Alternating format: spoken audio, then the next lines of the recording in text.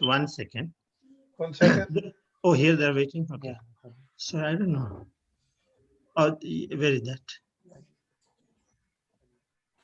Admit. Bob, Sachin Goel. Bob, welcome. They're joining, still joining. Krishna, I shared the link with that Bhagavatam class that I attend in the morning, so there might be some people coming over from there. If you see some names, you Oh, don't nice. Yeah, thank you.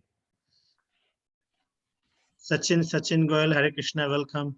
Atul Harinam Prabhu, Hare Krishna, welcome. Oh, Atul is there. Okay. Vijayanand Prabhu. Hare Krishna Prabhu Dandavat Pranam. Jai Shri Prabhupada. Somehow it is asking me to admit this time. Admit what? If whoever joins, is just asking me to admit, I mean, accept the request. It was not. Okay. You can fix that setting, Prabhu, or next from tomorrow we can take care of that. Yeah. Okay.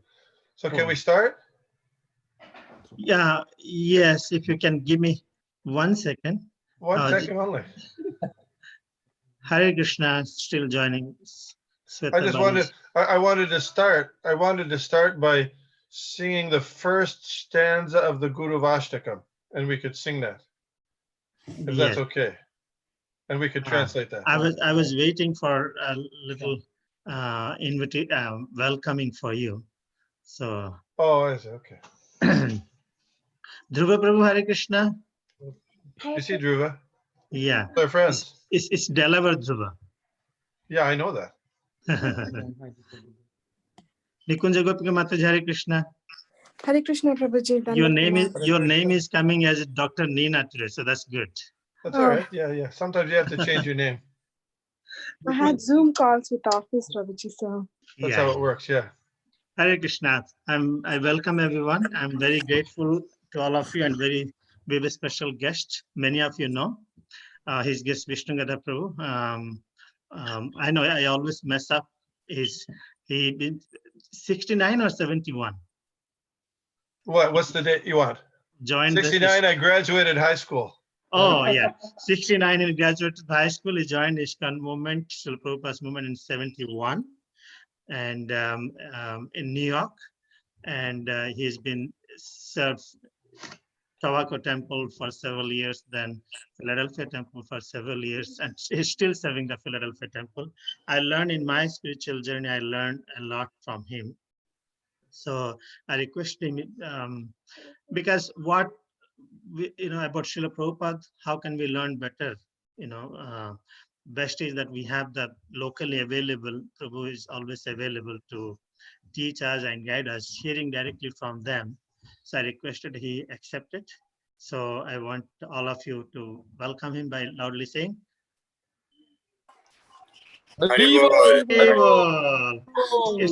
it's virtual greeting for you. Thank you. So, thank you very much. Those are watching on YouTube, or those are going to watch in YouTube. So today is primarily dedicated for hearing about Srila Prabhupada, how this man in very old age, he left India and came to America, transformed so many people's life, including all of us here. So now let's welcome His Grace Vishnu Prabhu. Thank you so much. Hare Krishna. Thank you very much, Krishna Kirtan Prabhu, and all of you. I wanted to start out by singing the first verse of the Guru Vastakam. I think some of you know, many of you know, but I don't know if it will work if we try it responsively. We can at least try. Let's just do one verse. Are you ready? Yes. Or they're on mute maybe. Yes, okay. yes. You can say yes. Okay, good. Sansara davana lalidha loka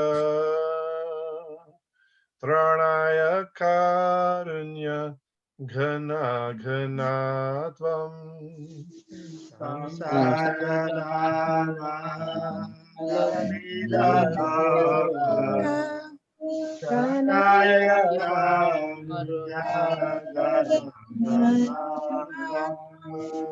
Samsaradava nalalidhaloka pranaya karunya ghana ghana tvam.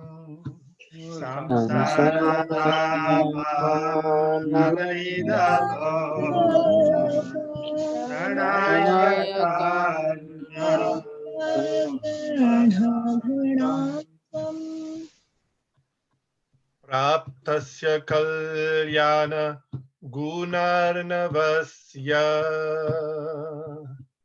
Vande Guru Sri Charanarvindam.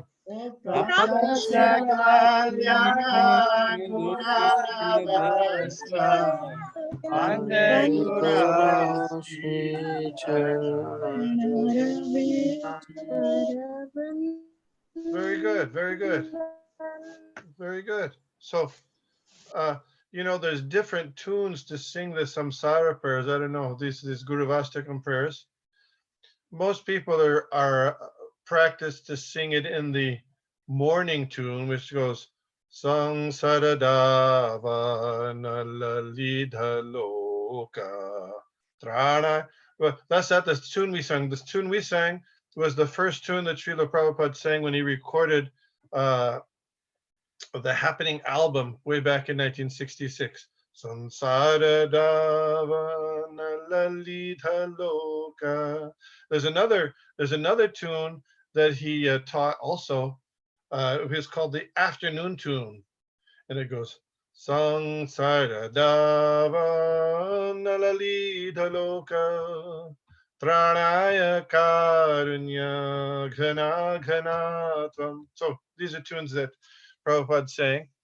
But the important thing here is Jiva Goswami, one of the 6 Goswamis, considered the most eloquent and a scholarly philosopher in the world. He said that anytime you do any religious or spiritual activity, devotional service of any kind, you have to begin with and end with kirtan in order to be most successful. So we started off a little kirtan there, following the words of Jiva Goswami, and Srila Prabhupada also cited that. So I want to ask you, what is the translation? What is the meaning of that verse that we just sang? I see Gauranga sitting there now. He's trying to go off to the side. Do you know the meaning? How about the first line? Samsara Dav Anala. I put you on the spot. Okay, Gauranga. So, anybody as well. He's going to speak something. That's the fire of material existence. Very good, very good. Samsara is repeated birth and death, and Dava Anala. Anala's fire, Dava Anala is the forest fire, the fire in the forest. So, Lidhaloka. Lidhaloka means anybody. Lidhaloka. The whole world is afflicted by this terrible fire that's going on of birth and death. Yeah. Tranaya Karunya Ghana Ganadvam. Tranaya, he delivers, Tranaya is to deliver, Karunya, very mercifully. Ghana Ganadvam means like a cloud, like a rain cloud. And that rain cloud, Praptasya Kalyana Gunadnavasya, that rain cloud has gathered its moisture from the auspicious ocean of spiritual transcendental qualities. Pratasya Kalyana. Kalyana means very auspicious. Gunarnavasya, ocean of transcendental qualities. Who is that? The Supreme Personality of Godhead, Krishna. Bande Guru Sri Charanarvindam. I offer my respectful obeisances unto such a spiritual master. I don't know, do you know this verse? It goes, it's for worship of the Guru. It goes, Nama Shreshtam You know this one? Nama Shreshtam Manumapi Sachiputram Atra Swarupam Rupam Tasyagrajam Urupurim Maturim Goshtavatim Radha Kundam Girivaramaho Radhika Madhavasham Prapto Yasya Pratita Kripaya Sri Gurum Dhamnatosmi. Have you heard that verse before? No. Nama Shreshtam. I'm offering my respectful obeisances to my spiritual master, His Divine Grace A.C. Bhaktivedanta Swami Prabhupada, who has very kindly, by his mercy, given me access to the holy name, Manumapi. Even I'm in this human form of life. Sachiputram. Who's that? Lord Chaitanya. Lord Chaitanya. Atra Swarupam. Swarup Damodar Goswami. Rupam Tasyagrajam. Rupa Goswami. And his elder brother, Sanatana Goswami. Urupuri Maturim Goshtavatim. And this transcendental abode of Mathura. He's given me access to that. Radha Kundam, Girivaramaho, and Radha Kunda, Govardhan Hill. Radhika Madhava Sham, and the service of Radhika and Madhava. I offer my respectful obeisances to him. Nama Om Vishnu Padaya Krishna Prishtaya Bhutare Srimati Bhakti Vedanta Swami Iti Namane. Namaste Saraswate Deve Gauravani Pracharine Nirvishesha Shunyavadi Paschatya Desatarine. Jai Shri Krishna Chaitanya Prabhu Nityananda Shri Advaita Gadadhar Shivashadi Gaur Bhaktivinoda. Hare Krishna, Krishna Krishna Hare Hare, Hare Rama, Rama Rama Hare Hare. So if I understand correctly, you're going to begin reading and studying the Srila Prabhupada Lilamrita now? Is that it? Or did you already start and we're kind of coming in the middle?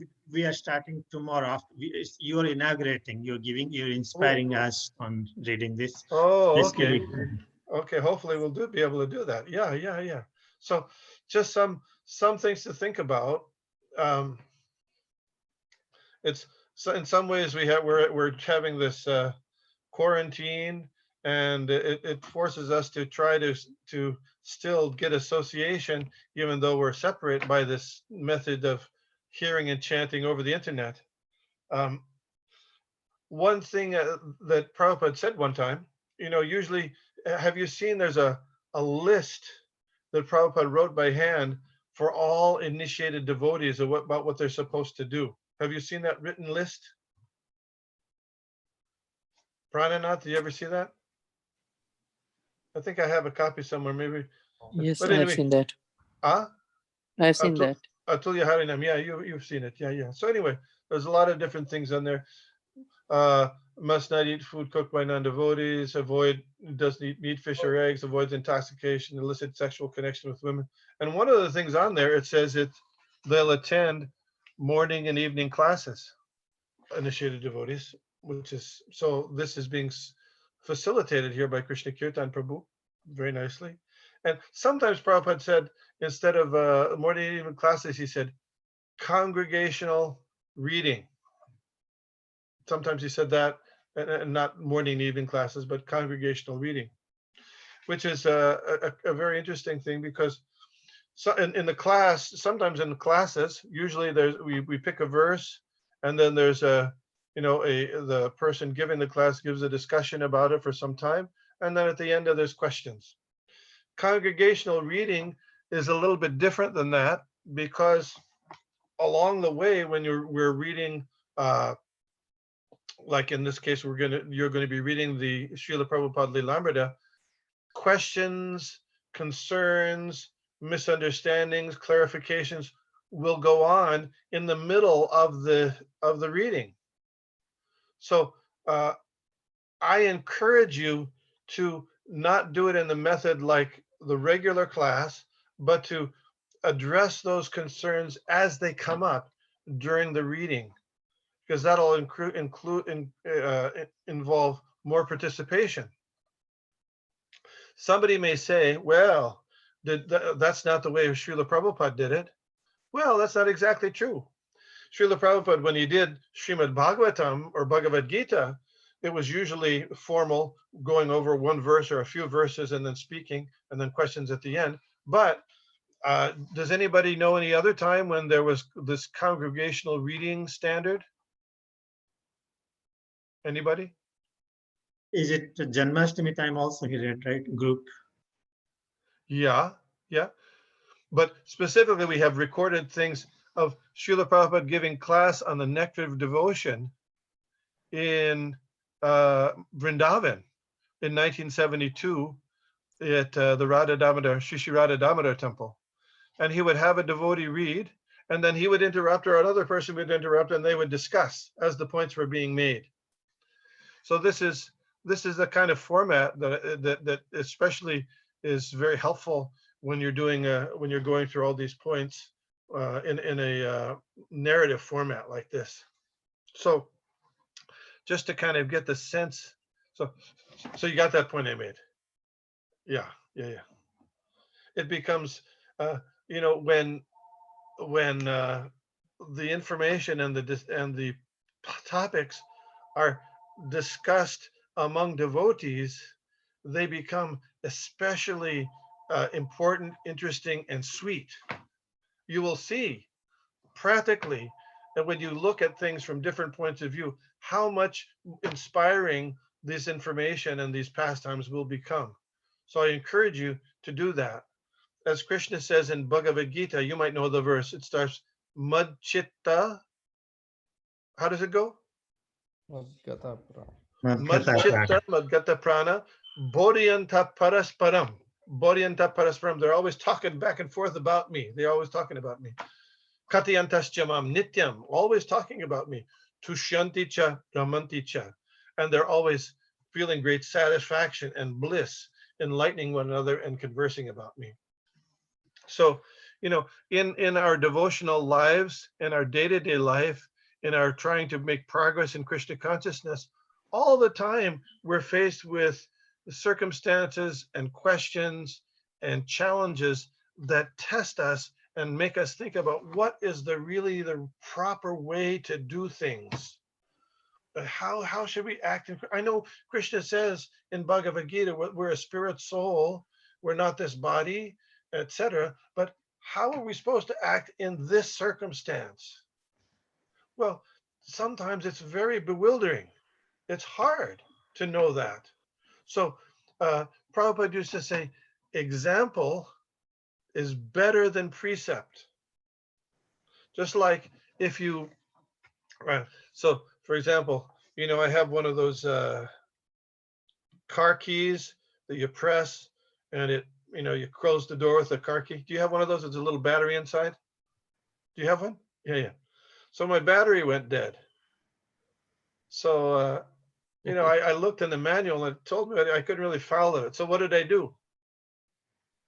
I went to YouTube and I looked, there's a guy there, for 3 minutes, he shows you how to do it. Oh, now I can do it, right? Because demonstration is even easier to follow than just, statements or directions, verbal directions. So this is the example.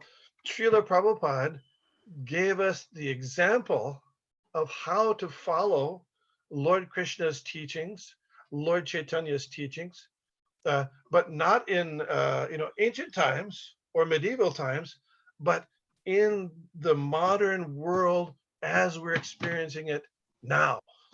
So this is an incredibly rare and wonderful opportunity for us to learn about how to prosecute and live our lives in Krishna consciousness using his example as a standard for what, or at least to consider as a standard for how we should do things. Therefore, Srila Prabhupada is called the founder Acharya of ISKCON.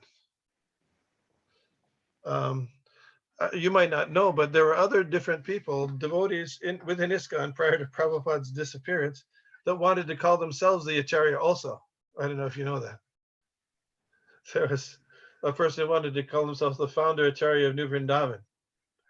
But that was not, Prabhupada didn't allow that. No. He was the founder Acharya of ISKCON. And even though within ISKCON, there are many different exalted spiritual masters, there is one founder Acharya, and he is the overall Siksha Guru for all devotees.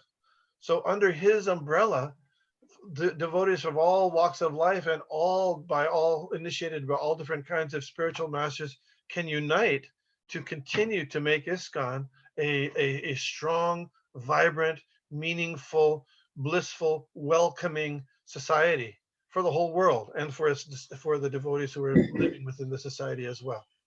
So this is a really important point. I'm going to stop every once in a while, and if you have comments or questions, please bring them on. Okay. If you can, even if you want to interrupt at any time, that's okay. Just unmute and then say something too. So this is a really big deal. So go ahead. Yeah. You said you have it in Srila Prabhupada's own handwriting, right? Is that what you? A copy of that. Yeah. A copy. Oh, yeah. So maybe you can share that. Yeah, I have it somewhere in my filing cabinet. I'll look for it and bring it and send it to you. Thank you. Unless Krishna Kirtan Prabhu, you have it. I don't know. Sorry. Do you have that, Krishna Kirtan Prabhu, the thing written by Srila Prabhupada? No, handwritten, I don't have handwritten. Oh, I can share. I can find it. You have Atulya? Atulya? Okay, good. Yeah, I can find it. Very nice. Very nice thing. Yeah. Prabhu, can you share it in the group? Yeah, sure. Yeah, thank you. Good. Yeah. So these kind of questions back and forth are significant because, you know, I'm sure all of you have studied Srimad Bhagavatam to a certain degree, and you'll find in Srimad Bhagavatam who was speaking. Who was speaking in Srimad Bhagavatam? Sukadev Goswami. Shukadev Goswami. Was he always speaking? No. No. Well, Parikshit Maharaj did some things. What did he do? Inquired. Yeah, he asked questions back and forth. He asked questions, a lot of questions, lots of questions. And, you know, sometimes what Shukadev Goswami would say was, he would say, well, you know, you've asked this question, Parikshit Maharaj, but this same question was asked at this time in this place. For example, Parikshit Maharaj asked Shukadev Goswami, he said that, you know, why is it that devotees of Vishnu or Krishna, usually they find themselves in a not a very opulent condition, whereas devotees of Lord Shiva, they're usually quite opulent. They're in Vishnu. Lord Vishnu is the husband of the goddess of fortune, and Lord Shiva lives in a smashan. So how is this? It doesn't seem right. It doesn't seem good. So then, you know what Shukadev Goswami said? I said, funny you ask. Funny you ask. The same question was asked by your grandfather to Lord Krishna. You're saying the exact same question. And Lord Krishna answered this way. He said, Yasyaham anugrinami harishye tadharam kshanai. He said that when I'm really, really kind to someone, I take away their material attachments one after another. So Shukadev Goswami was quoting, you know, authorities in previously what they said. So in a similar way, if you study, and when we study the Srila Prabhupada Lilamrita, what you'll find is lots of circumstances where Srila Prabhupada was put in circumstances where he had to preach and answer questions both from his surrendered servants and from demons and from serious inquisitors. So we can learn, just like Shukadeva Goswami was quoting what Krishna said to Yudhishthir, we can learn, oh, this is what Srila Prabhupada said in such a circumstance when that same question was asked, because practically all those questions have been asked before. In Christianity, you have this, they say this thing, especially the born again Christians, they say WWJCD. Have you ever heard of that? I see A.G. Sullivan smiling. WWJCD. Have you ever heard that, Gauranga? Never. Okay, you're lucky. You know that Prananat? They say, what would that stands for what would Jesus Christ do? Because Jesus Christ is their Acharya. So if there's a question about what we should do, we have to think, well, what would Jesus Christ do in that circumstance? Well, for us, it would be WWSPD. What would Srila Prabhupada do? Yeah. And we don't have to speculate about it. We don't have to speculate about it at all, because when you study these literatures, there's a wealth of information about how Srila Prabhupada did things in a variety of circumstances. Then you'll get the answer for that question by studying these and hearing these books. So it's this Srila Prabhupada Lilamrita. So therefore it said, Yudhishthira Maharaj and the Pandavas were in exile. How many years was their exile? 14. No, that was Ramchandra. 13. 11? 12 years, and the 12 13th year was incognito. 12 years, it's like, 12 years, and so it's 13 years total, and Ramchandra was 14, about the same, but one off. So 12 years, and the 13th year was incognito.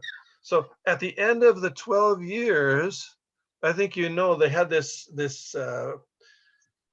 circumstance, this incident that happened on the bank of a lake, and all the Pandavas died. Finally, Yudhishthira came to the bank of the lake, and he saw his brothers lying there dead, and he was shocked. But he was very thirsty because they had been looking for water. So he thought, let me get down and drink some water before I can do anything more. So he went down, he bent down to get some water, and then he heard a voice. And the voice said, Gauranga, what did the voice say? Yes, very good. You cannot, this lake belongs to me, and you can't drink water unless you answer my questions. So Yudhishthira was ready for that. So this yaksha, it became understood as yaksha, began asking all these questions. One of the final and most important questions that the yaksha asked was, how is it possible to understand religion? Do you remember this question? How is it possible for us to understand religion? So Yudhishthira Maharaj said, well, you can't do it by studying the Vedas. You can't do it by austerities. Even if you go to Munis, philosophers, everybody's got a different opinion. But the only way you can get an actual, true understanding of religion is how? Dharmasya tattvam nihitam guhayam mahajano jena kata sapanta. There, you must learn to follow in the footsteps of the Mahajans, and that is the way you can truly understand religion.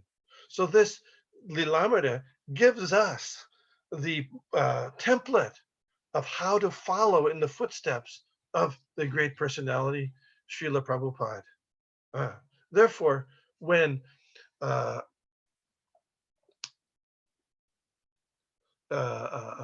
Parvati asked her husband, who's her husband? Who's Lord. Parvati's husband? Lord Shiva. Very good, very good. She said, what's the best kind of worship? Lord Shiva said, Aradhananam sarvesham, of all kinds of worship, Vishnu aradhana param. The best kind of worship of all kinds of worship is worship of Vishnu. Tasmat parataram devi, but even better than worship of Vishnu. What could be better than worship of Vishnu? Tadiyanam samachanam. The better than worship of Vishnu is worship of his devotee. So that's what we're doing when we study and try to understand the example and teachings of Srila Prabhupada as presented here in the Srila Prabhupada Lilamrita. I know I have the old version. In the beginning of the Srila Prabhupada Lilamrita first volume, there is a verse that Satsarup Das Goswami quoted.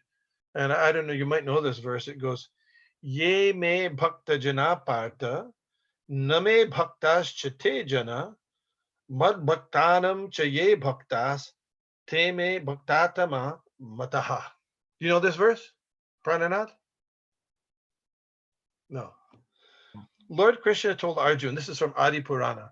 Lord Krishna told Arjun, those who are directly my devotees are not actually my devotees. Only those who are devotees of my servants are factually my devotees. So this is our process. This is our process. Gopi bhartar padakama loyo dasa das anudasa.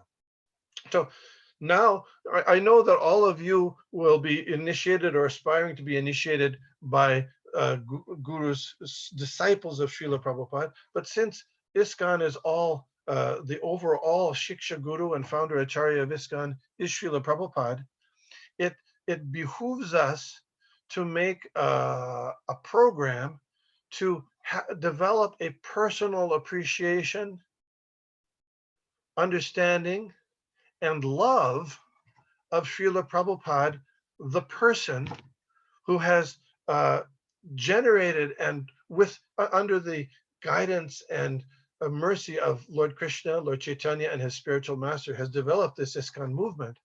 And by studying and reciting and hearing his activities and teachings and interactions with his devotees in a loving way, you and I will be able to develop that loving appreciation for Srila Prabhupada, the person, the great devotee, and the empowered Shakti Avash incarnation of Krishna. So those are those very great benefits we can have by reading and hearing from this Srila Prabhupada Lilamrita. You might, in a sense, you can have a chance to fall in love with Srila Prabhupada. Okay, yes. So then I was going to read some things. Questions, something. Anything? No? Okay. So just kind of to reiterate that same kind of mood, same kind of idea. You know, we have these books. The Srila Prabhupada Lilamrita is called the authorized biography of Srila Prabhupada. Why was it authorized? Because the GBC, after Srila Prabhupada's departure in 1977, they wanted the pastimes and teachings of Srila Prabhupada memorialized, and so they authorized Satsvarup Das Goswami to compile and write the biography. So there were originally 6 volumes, and then there was another volume he produced after that. The first one was produced in like 1980. I don't know if you know this, but the first volume of the Lilamrita that was printed was, anybody know? Volume 2. Volume 1 wasn't the first volume. Volume 2 was the first one printed, because that's where Prabhupada came in touch with the devotees who are writing that. So volume 2 was the first volume, which is very, very interesting. But when Satsvarup Das Goswami was compiling the information, he would go on writing retreats. Sometimes he would come to the New York Temple. And at that time, the New York Temple was at 340 West 55th Street, which was a gigantic 12-story building in Manhattan. And he would, on the 11th floor of that building, there were many rooms that were used as a hotel. Did you know that? There was a hotel. But Satsvarup Das Goswami, even though he would participate in the activities in the temple room, in the morning, he would stay there on the 11th floor for some time, and he did some of his writing of the second volume of the Lilamrita there in the 11th floor of the New York Temple. So one time, I was walking down the hallway past his room, and there was this big cardboard box outside his room full of papers. Have you ever seen those cardboard boxes that they ship refrigerators in? Have you seen those? Yeah. How tall are they? Like, maybe 4 or 5 feet tall, right? Pretty big. So this box was one of those boxes cut in half, and it was full of papers, printed papers on both sides. Yeah. So then Satsvarup Das Goswami's secretary came outside and said, "What are all these papers?" I asked him, "What are all these papers?" And you know what he told me? He said, "Well, these are the transcripts of interviews that Satsvarup Das Goswami did with devotees, but these are the ones. This isn't what we're not using. We're not putting in the Lilamrita." So what you find in Lilamrita is very much condensed from the total information and total things that Srila Prabhupada did. It's succinct. Another example is if you look in the Lilamrita, when Srila Prabhupada first traveled to Australia in 1971 in May. And in the Lilamrita, we'll find a couple of pages about that travel to Australia and New Zealand. But there's another devotee named Kurmadas. Have you heard of Kurmadas before? Those who are cooks, they might know, because he does cooking. Anyway, he was a new devotee that time. So he compiled all the activities and teachings of Srila Prabhupada in Australia and New Zealand. In the Lilamrita, it covers 3 or 4 pages. The book is called The Great Transcendental Adventure. You know how many pages there are? From 3 to 4 pages, 670 pages. 670. So the activities of Srila Prabhupada were very, very voluminous, and but the Srila Prabhupada Lilamrita is a start, a beginning. It's crystallized many of those early pastimes and later pastimes, but it's not the whole gamut of things. There are many other things, but it's a good start. So I recommend. I encourage. Yes. So it's like every devotee who came across Srila Prabhupada, they can write volumes of books by themselves. Something like that. Yeah. Something like that. Okay, so here I was going to just to reiterate that point I was making. This is a devotee. Her name is Jyotirmai. I don't know if you've ever heard of Jyotirmai. She was one of the first devotees in France, and there's some devotees who went to France in 1969, and she became interested. So she came to visit Srila Prabhupada in London when he installed Radha Londonishwar in December of 1969, and Prabhupada immediately asked her, translate the Bhagavad Gita and other Krishna conscious literature into French. So here's what she says about Prabhupada's activities. What struck me most about Prabhupada was his intelligence. He was able to be completely transcendental and at the same time completely down to earth. Sometimes devotees are so transcendental that they are out of touch with reality and do some nonsense that hurts the movement. But Prabhupada was able to be in Krishna Loka, having a relationship with Krishna, and at the same time be practical. He was concerned with all the specific details of daily life, and he trained his first devotees in that way. For me, this is the highest intelligence of Prabhupada. I think that one cannot understand Krishna consciousness only from reading Srila Prabhupada's books. I'll repeat. I think that one cannot understand Krishna consciousness only from reading Srila Prabhupada's books.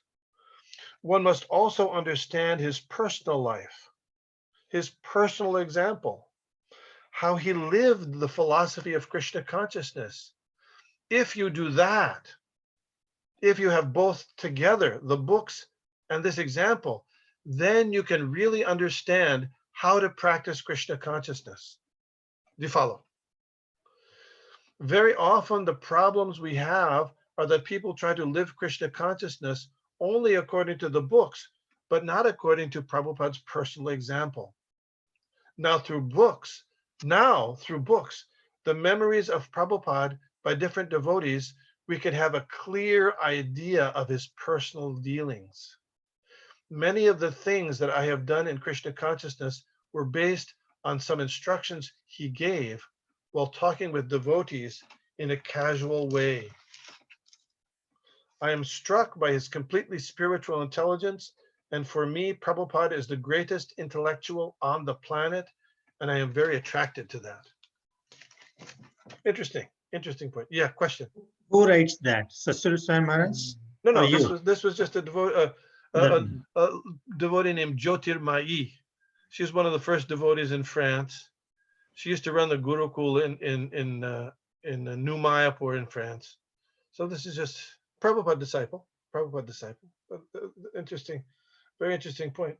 So another point about this Srila Prabhupada Lilamrita is that the influence of not only a pure devotee, but a Mahabhagavat devotee in the Western world, where there are so many materialistically hard-headed and hard-hearted people, to see that so many hundreds and thousands of people were so strongly influenced by Srila Prabhupada on his coming here is very, very inspirational. This is the, you can see that he was directly empowered by Lord Krishna and Lord Chaitanya to do this. So it's kind of fun because in those days, Srila Prabhupada traveled around the earth maybe 8 or 9 times while he was present. And he would try to visit every single temple, every ISKCON temple. So there was always there was a feeling of anticipation that Srila Prabhupada is going to be coming, in a few months. And we want to make things really good and pleasing for him so that when he comes, he will be pleased and proud of us. So we can imbibe that kind of ecstatic feeling of wanting to please Krishna and the spiritual master. And we should also try to recreate that because Srila Prabhupada is present in his disciples as his, the initiating gurus, and also he's still present in his words. So we can revive that or revitalize that consciousness that, at least 1 or 2 times a year, Srila Prabhupada is coming. So let's make the services for Krishna very, very wonderful, and let's get inspired to do that. One time that Srila Prabhupada often traveled to temples, you know what times that was? It was often when they were having the Ratha Yatra. So Srila Prabhupada sometimes would be invited to the Ratha Yatra, so he'd fly across the world to come to the Ratha Yatra because that was something he did. If you examine Prabhupada's life, he did practically everything letter by the letter to exactly how his spiritual master, Srila Bhaktisiddhanta Saraswati Thakur, did things. There's Srila Prabhupada around 1973, he started the parikrama of Navadvip. Did you know that? And have you been on the parikrama on Navadvip? Navadvip parikrama? Yes. Some people have, yeah. So guess who started the parikrama of Navadvip? Prabhupada? Bhaktisiddhanta Saraswati Thakur, his guru. So many of the things Prabhupada did were exactly as his spiritual master. He's following through on what his spiritual master started. But one thing that Srila Prabhupada did, which was not something that was started by Srila Bhaktisiddhanta Saraswati Thakur. He introduced the Rath Yatra ceremonies all over the world. So Srila Prabhupada made a special point of traveling and to temples when they had the Rath Yatras. So that's a very interesting thing.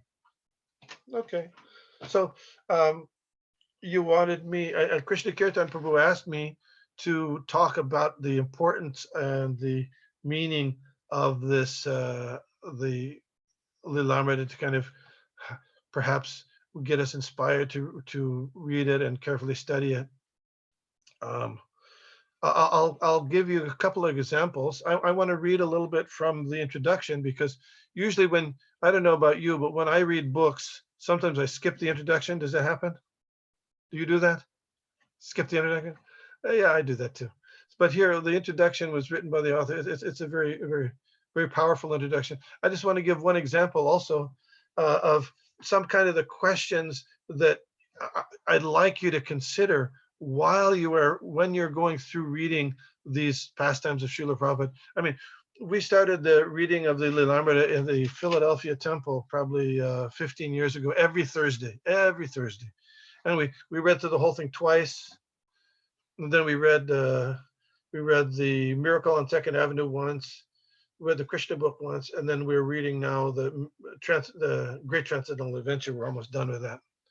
But one time, this is very interesting. One time when Srila Prabhupada was in Philadelphia for the Rath Yatra, the first big Rath Yatra on the East Coast was 1975 in Philadelphia, and it was July. And Srila Prabhupada came there to the Rath Yatra. He was in Chicago, he came to Philadelphia. Many devotees came, but the temple president at the time in Philadelphia, you know who was in 1975? Ravinda Swarup. Yeah, Ravinda Swarup was the temple president. So he was going to Temple University at the time. So he brought to meet Srila Prabhupada.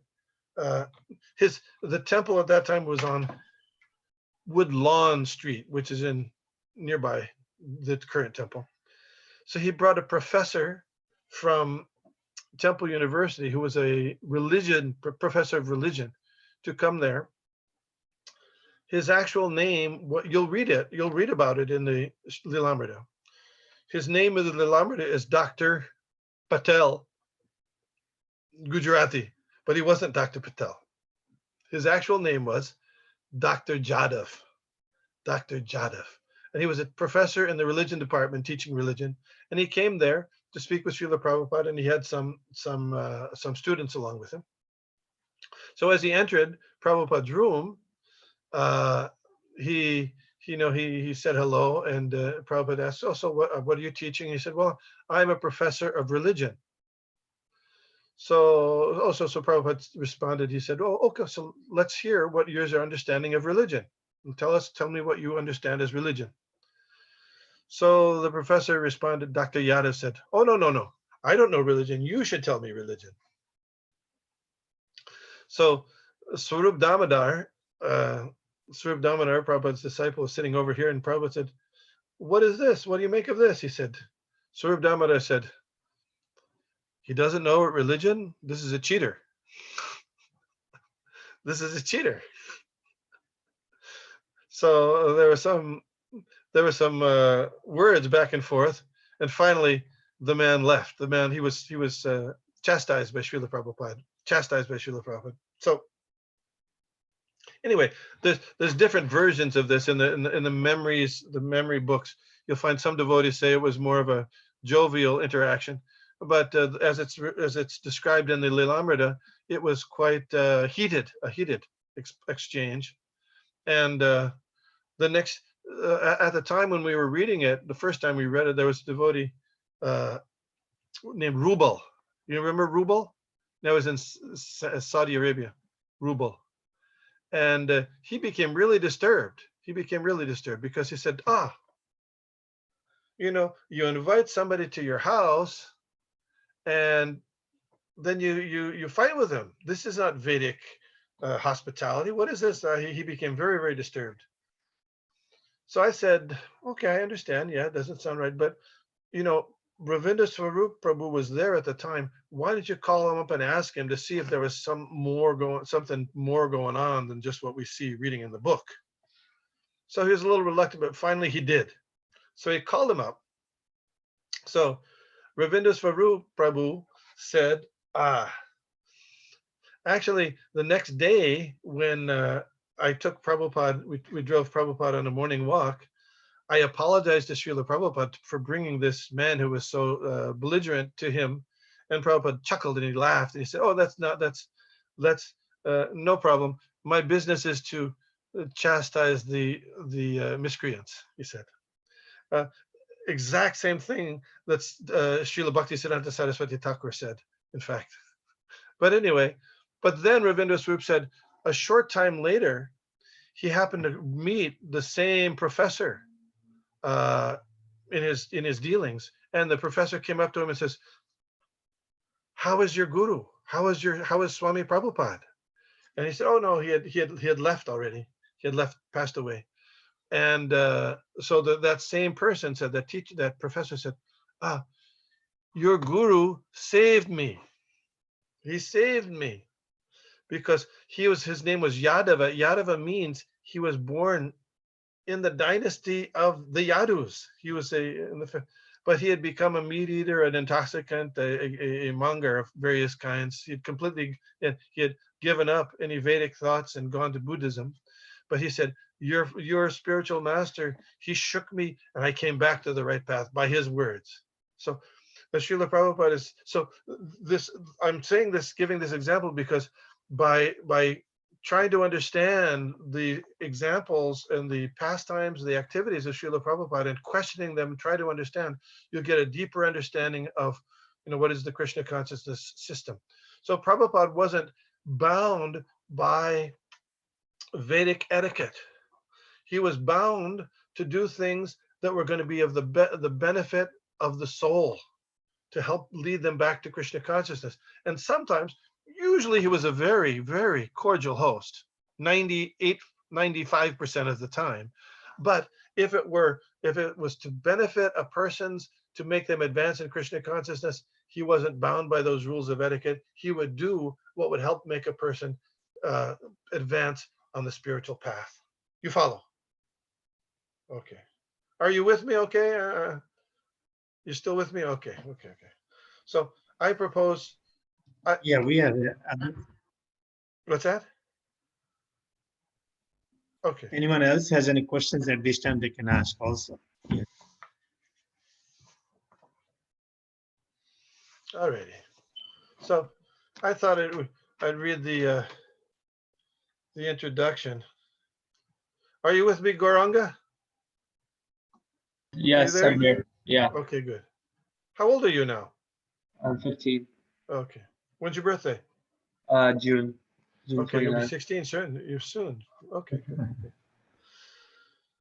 Okay, so this is the introduction this is the introduction to the second volume, which is Planting the Seed. Remember, this was the first volume written, and then they went back and did the lifetime in preparation. So you can start where you want, but I'm just saying this is how it happened. This is the first one that came out. Bring it.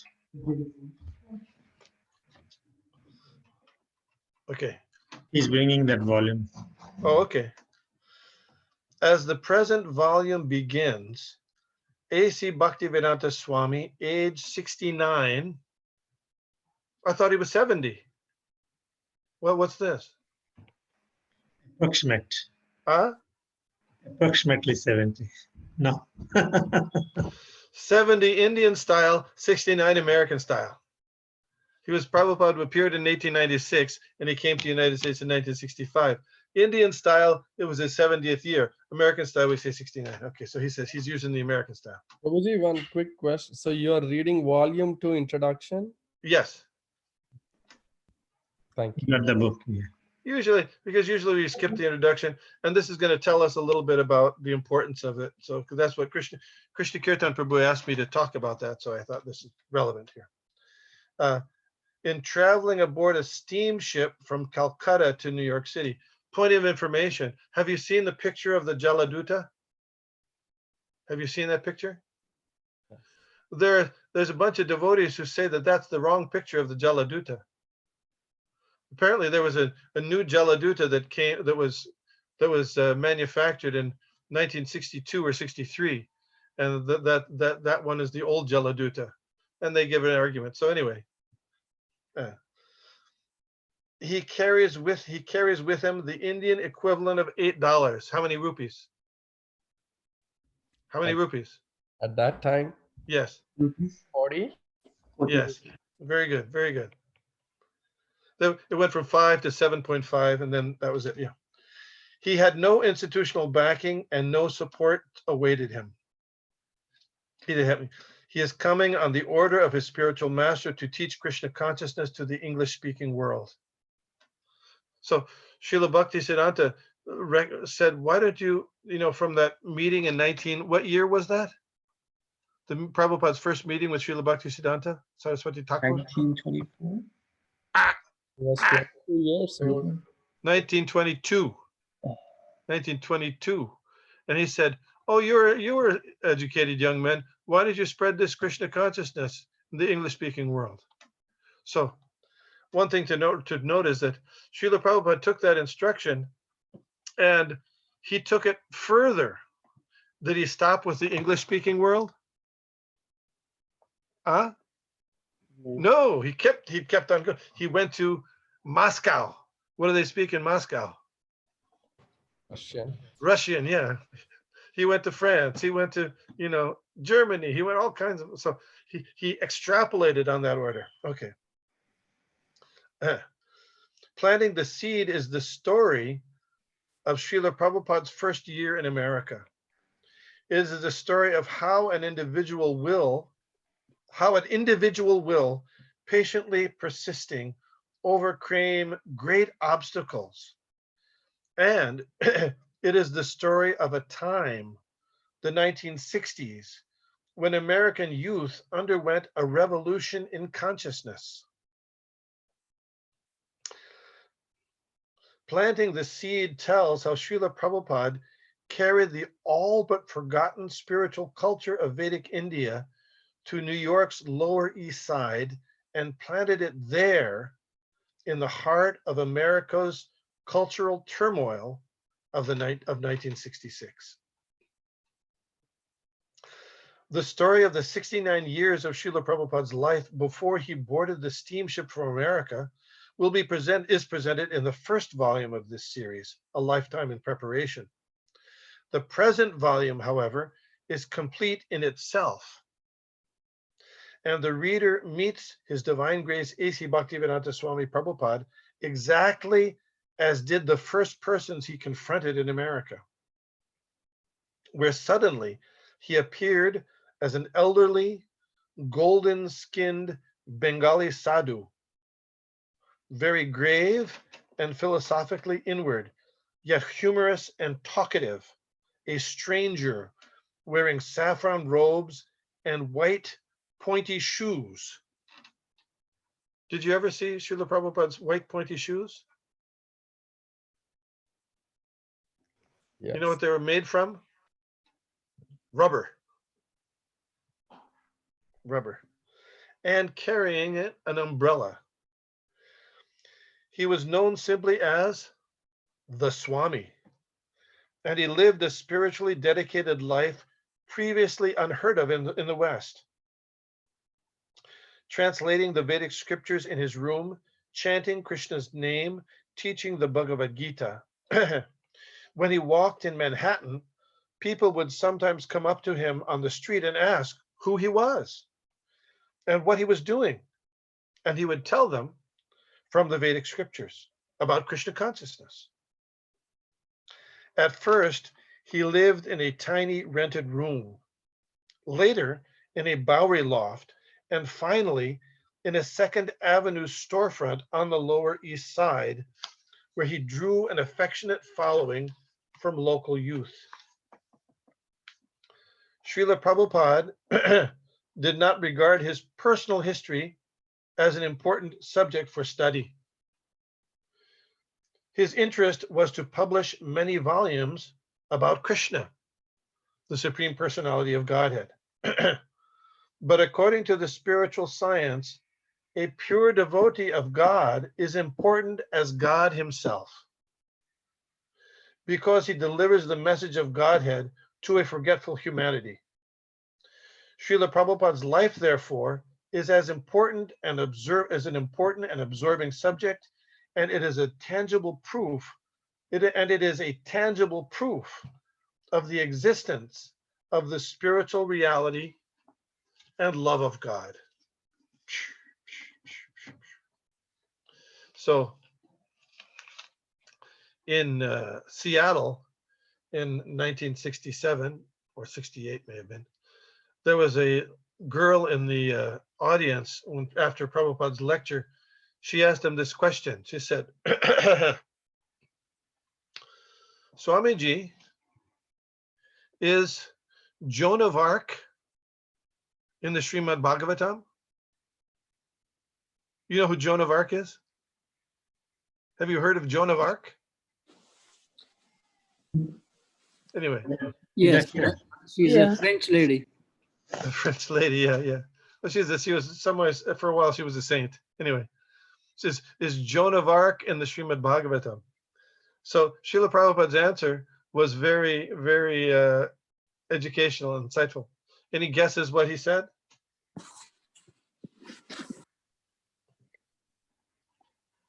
Any guesses?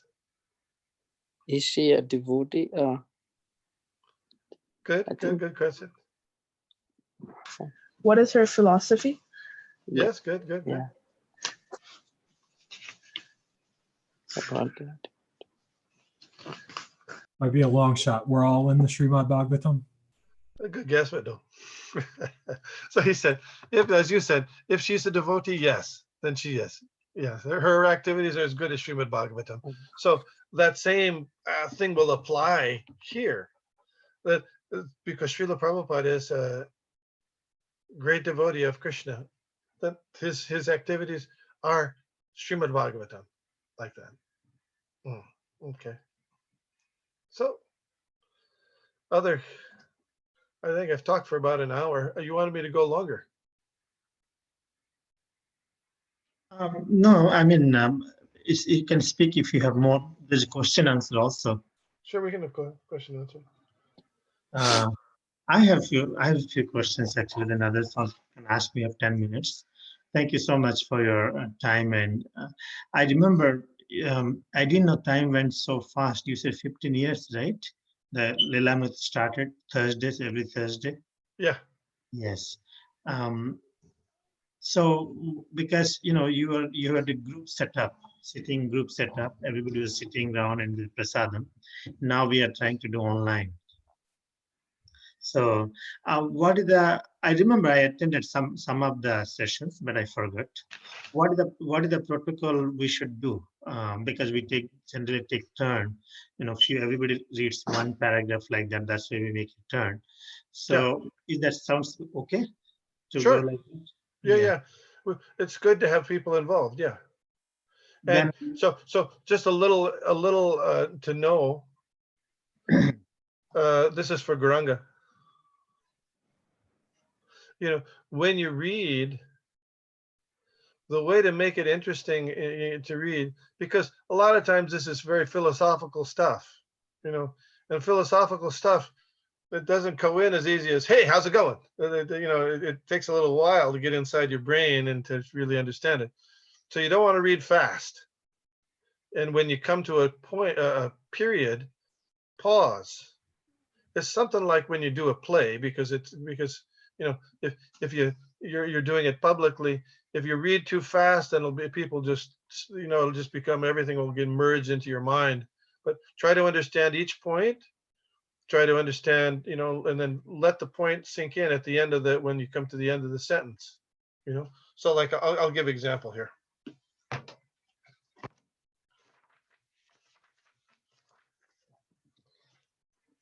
So like,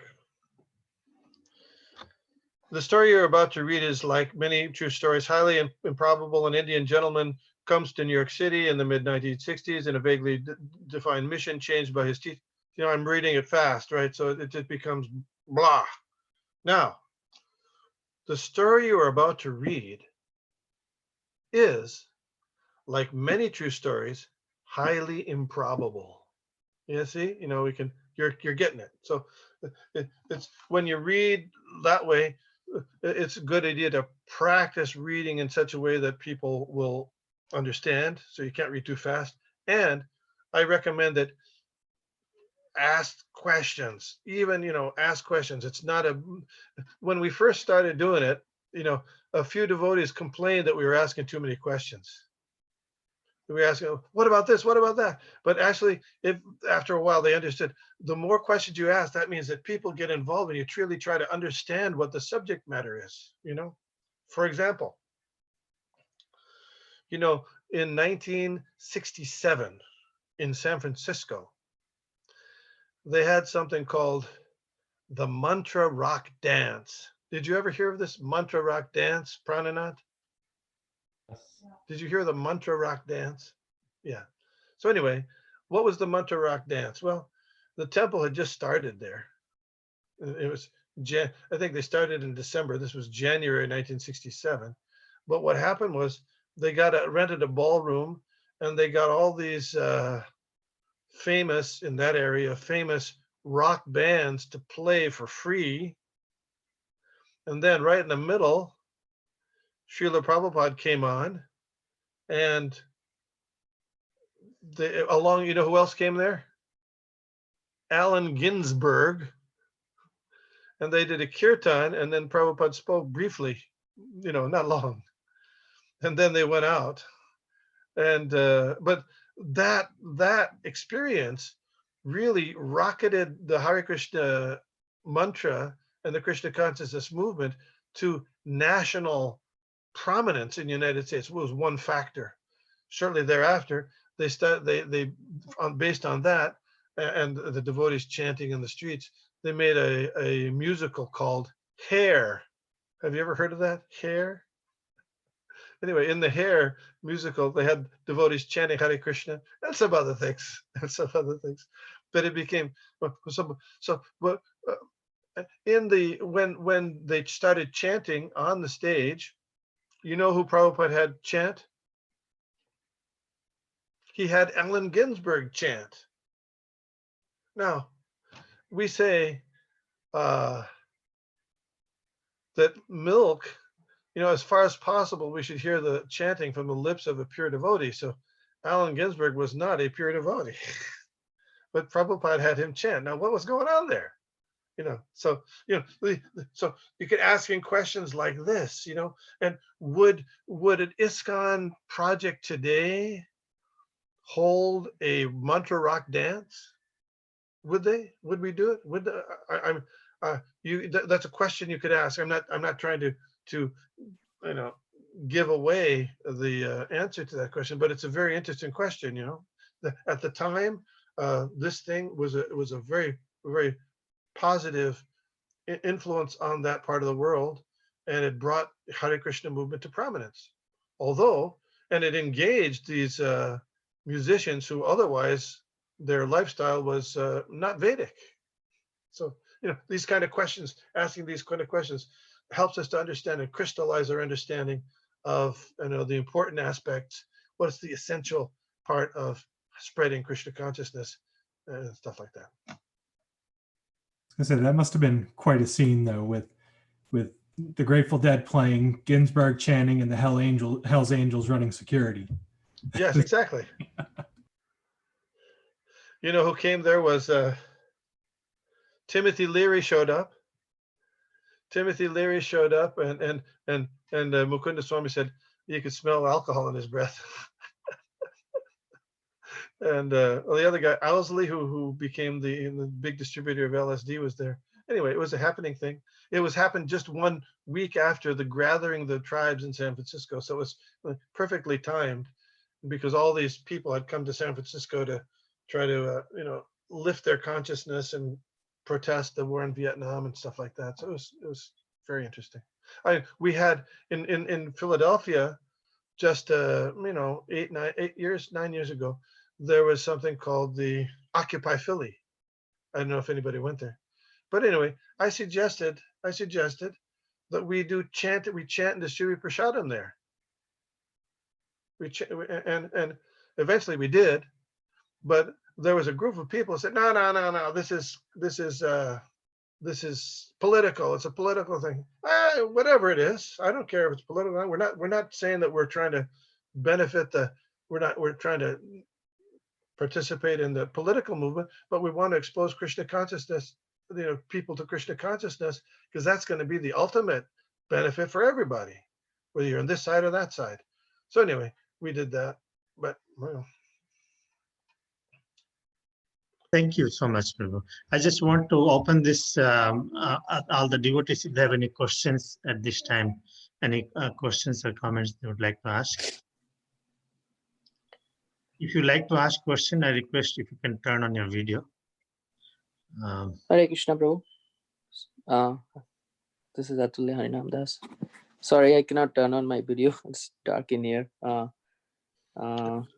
have a question.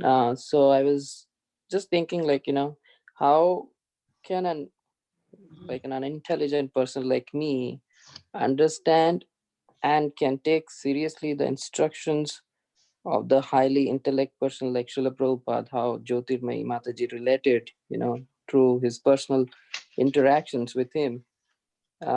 When even though we have access to his lectures, his books, his disciples, his memories through videos and and other medias, and even if the fact that we know the instruction is the Vani is more important than Vapu, but an unintelligent person like me, sometimes tend to think that Bapu's association, you just feel like, oh, I should have been born during Prabhupada's time, should have had his Bapu's.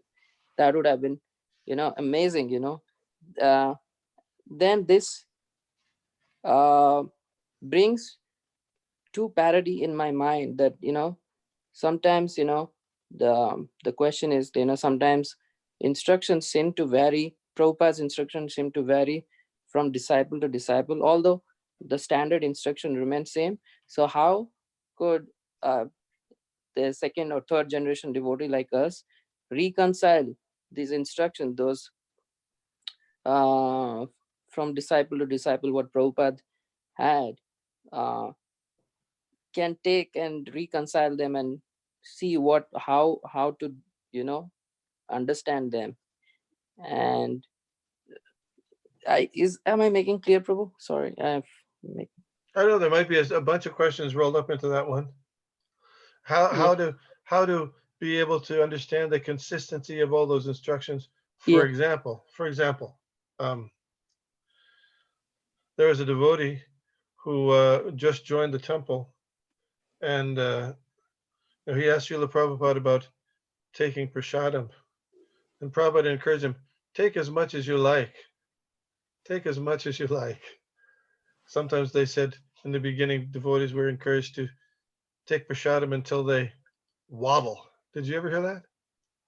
Did you ever hear that? Yeah. Anyway, so time passed. Maybe Prabhupada came 2 years later to the temple, and then he told the devotee, he said, just take enough to keep body and soul together. So the devotee, he became a little frustrated, confused. He said, but Srila Prabhupada, you told me I should take as much as I want, and so even to waddle. But now you're saying, he said, you followed me then, follow me now. So yeah, according to circumstances, there might be differences. And how do we reconcile those differences? Pray to Krishna for help. Ask from God brothers or senior God brothers for clarification, and continue to serve Krishna with your heart, your sincerity, and Krishna will illumine you also from within. Tesam satata yuktanam bhajatam priti purvakam dadami buddhi yogam tam yenam amupiyantite. Krishna says that he gives illumination from the heart. Right? Yeah. I mean, practical example. not exactly on your point, but a similar point. Like when sometimes you'd hear I would hear Srila Prabhupada talking about, somebody would criticize devotees for worshiping graven images. Has that ever, I mean, that's like Christianity. They say you can't worship a graven image. So oftentimes when Srila Prabhupada would respond to that type of criticism, he said, well, image means imagination. Have you ever heard that? Image means imagination. Well, in my mind, I used to think, gosh, I mean, that just sounded like, I mean, a little bit. Some part of me would say that's kind of like word jugglery kind of stuff going on here. This is image, imagine. Yeah, but then, so I was trying to understand it, and then Krishna directed me to look at at a online dictionary, and what was the second definition of image in an online? Something that's made in the imagination. The second definition. So this is, circumstances, requests from God brothers, continue to chant the holy name sincerely, and understand time and circumstance. It'll come. It'll be clear. Maybe not immediately. Thank you. Thank you, bro. Sure. Anyone else has any questions or comments? Or Vishnu? I wanted to thank you that we are so fortunate that being a direct disciple, this generation is very fortunate that we have access, somehow or other, nicely access with you. You have closely served Prabhupada and all this generation. And very grateful for your time and guidance. Maybe periodically we will reach out to you also if we need any kind of clarification in our reading. So please. Once in a while I can read. It'd be fun to read. Oh, that'll be nice. Yeah. I say that we, because over a while we develop a kind of a style about how to do it. Okay. And remember Naveen Shyam? Yes. Naveen Shyam used to attend all the time. And Naveen Shyam and me, we would go back and forth because he would have all of these questions and I would think they'd go, and it was really exciting. It was exciting. It was like, and there was actually a few devotees actually joined just by coming to that. You mean Amitabh Krishna, you know him? Yeah. Yeah, he came when he was coming to that. That's how, so a few others too. So the style of being able to discuss it. It's different than the class where you have a verse and you speak. It's different than that. It's different.